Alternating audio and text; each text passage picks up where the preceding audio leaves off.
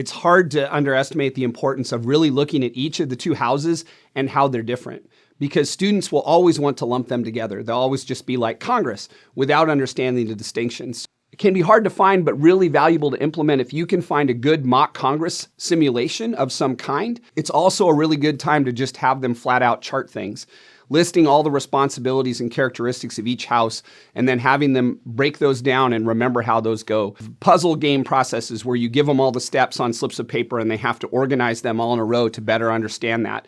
All of those things will become very helpful to you as you try to help students get their heads around what it is Congress does, what their role is in representing the American people, and how that representation plays out. The founders really tried hard to reach this compromise where states would have representation by population, but in one house, where in the other house it would be equal. But how has that played out in our country today?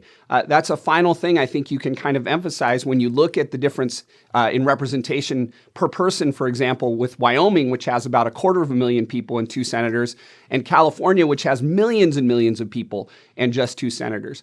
All of those dynamics. If you can bring those to light, your students will better understand Congress. They'll better understand the policymaking process and why it's possible maybe to do some things and very difficult to do others.